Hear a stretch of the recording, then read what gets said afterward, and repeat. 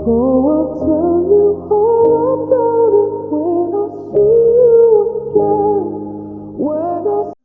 nama saya Beatrice Jajita, saya dari Universitas Universitas Kupang, Fakultas Ilmu Sosial dan Politik, jurusan Sosiologi kelas B semester 7. Pada kesempatan ini saya akan mempresentasi sebuah buku yang berjudul Mengkomunikasikan Ilmu Pengetahuan di Tengah Krisis COVID-19. Maksud dari buku ini adalah di mana di sini menceritakan bagaimana mengkomunikasikan suatu berita di tengah COVID-19 ini, apalagi tentang COVID-19 yang saat ini sedang melanda dunia, terutama Indonesia. Di sini saya akan bercontoh, yaitu di mana di media-media sosial begitu banyak hoax atau berita kebohongan tentang COVID-19.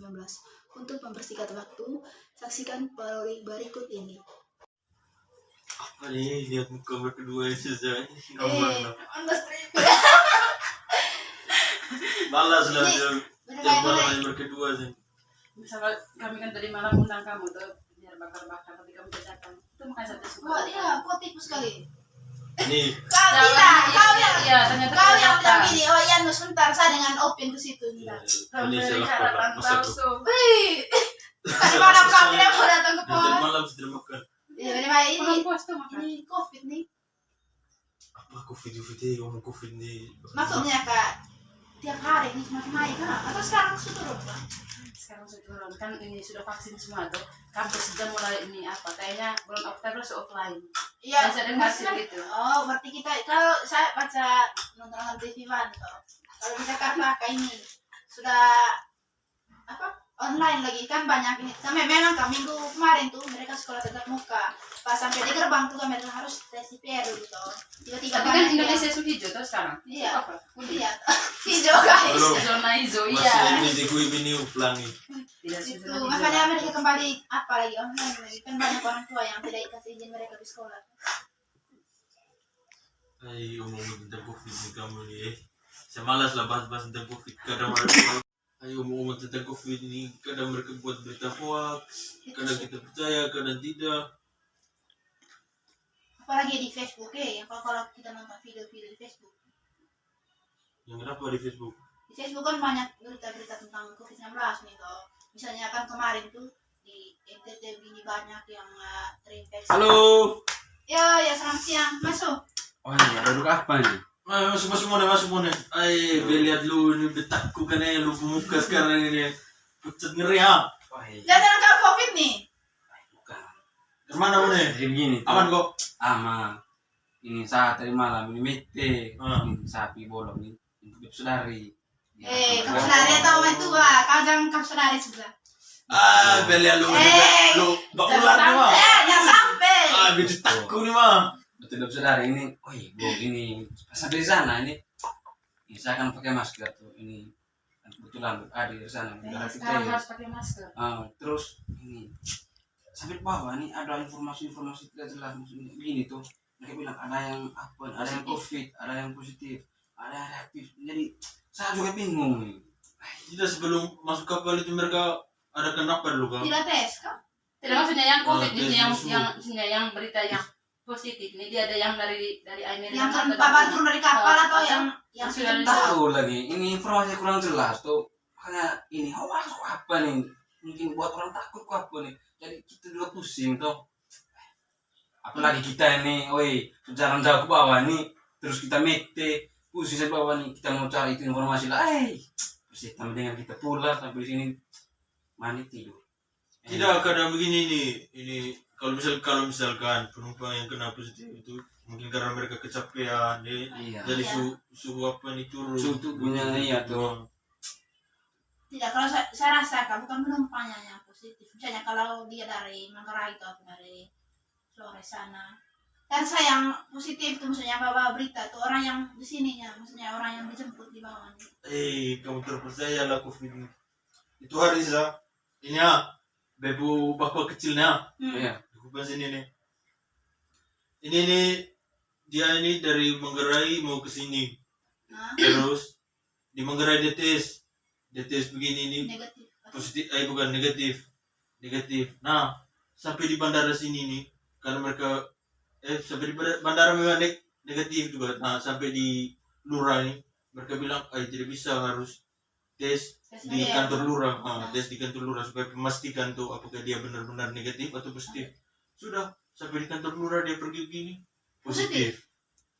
Berarti pihak itu yang salah. Tidak, bukan salah sih. Maksudnya begini tuh, kan dia juga melakukan perjalanan. Terkecuali kalau misalnya dia jalan dari misalnya dari sini ya ke kosnya atau baru dia tidak melakukan interaksi. Disalahkan kita banyak Tidak orang. kan, Jadi, tidak kan dia bilang tadi sampai di bandara juga dia tes.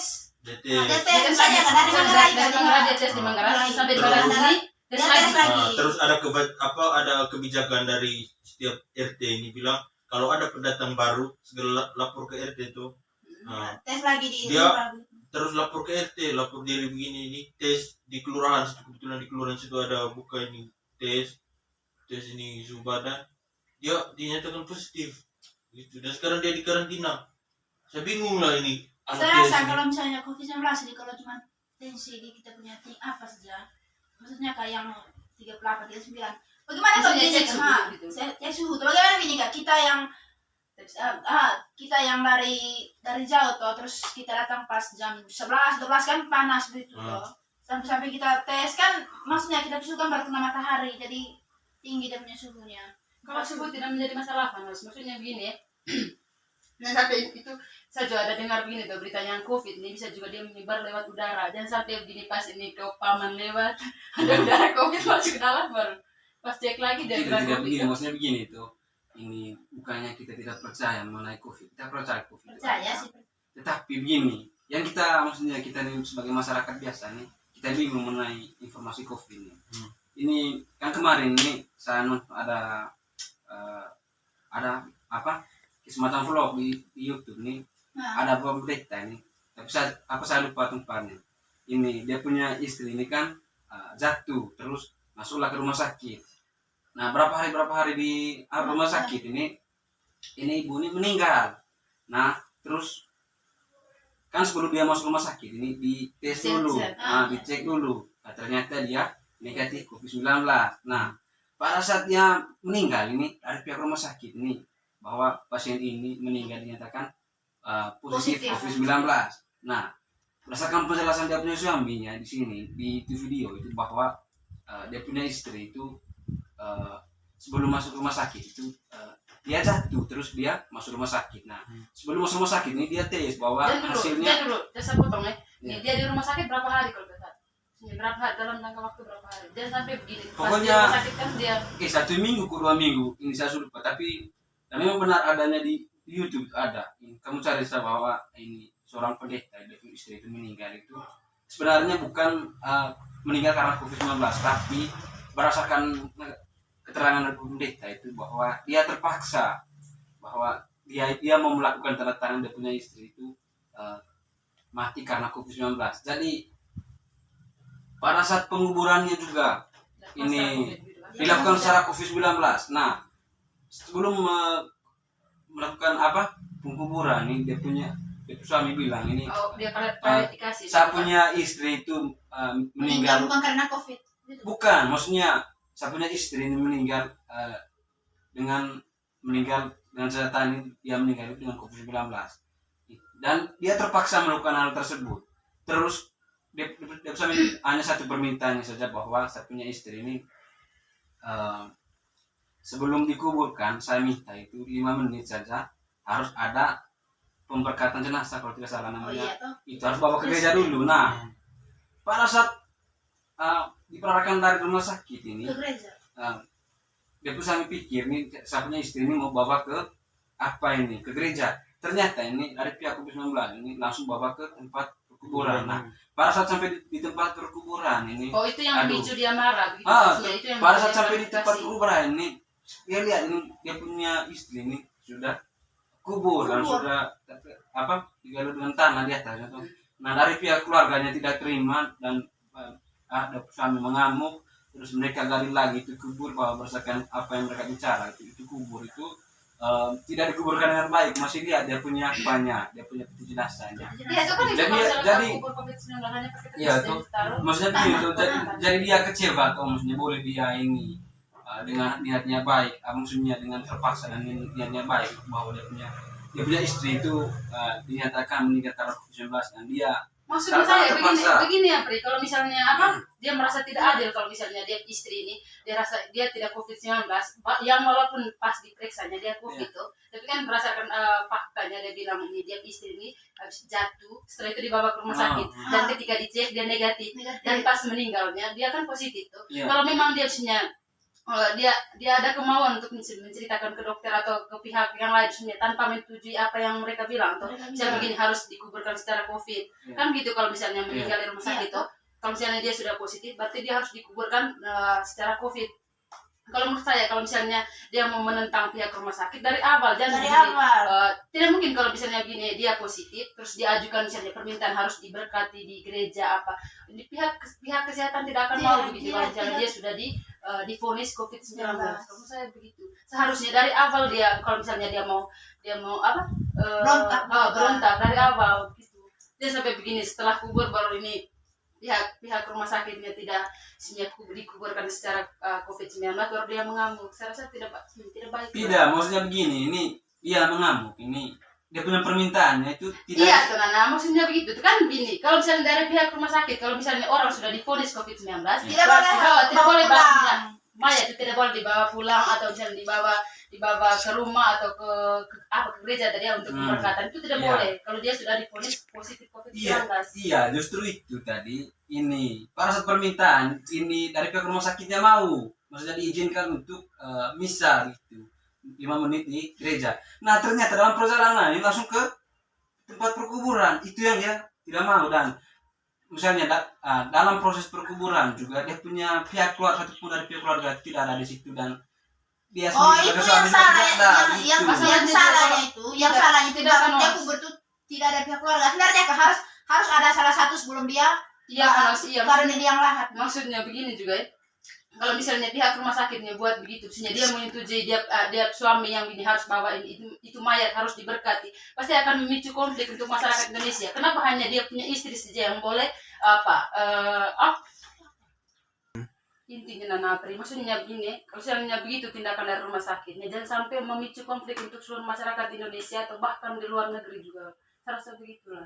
Iya, memang benar apa yang disampaikan oleh Santi ini memang benar. Tapi yang dalam itu video kan dari pihak keluarga yang mengatakan bahwa Yang klarifikasi. Iya, mengklarifikasi begitu tuh. Tapi emang sebenarnya ini saya juga bingung ini mengenai COVID. Kok masa sebelum masuk rumah sakit dia ini dinyatakan negatif COVID-19. Nah, pada saat meninggal ini dia positif COVID-19.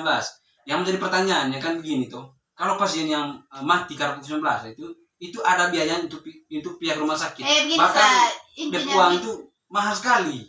Gitu. Intinya begini. Jangan sampai ada niat jahat. Itu yang kita takuti. Waktu isunya pandangan dari saya tuh gitu. Jangan sampai memanfaatkan pasien yang meninggal karena jatuh sakit bukan karena COVID-19. Mereka memanfaatkan pasien itu dijadikan sebagai data untuk menerima bantuan yang sebesar dari pemerintah. Karena ketika pasien meninggal karena COVID-19 itu banyak bantuan dari pemerintah. Uang itu sangat banyak sekali, tetap bisa jumlah berapa namanya. Nanti saya cantumkan di bawah dia punya dananya. Dan saya akan screen dia punya videonya, kasih supaya teman-teman penasaran seperti apa videonya, nanti kan di situ. Oke. Intinya begini, kita sebagai rakyat biasa nih, sebenarnya kita harus patuhi apa yang pemerintah, peraturan pemerintah beri itu. Misalnya walaupun gini Kak, misalnya saya punya ada tetangga atau meninggal, dia bukan sakit atau dia hanya apa saja di rumah sakit sampai rumah sakit meninggal. Kalau memang pihak rumah sakit bilang begini COVID ya jalani saja toh. Itu bagaimana? Nah, begitulah.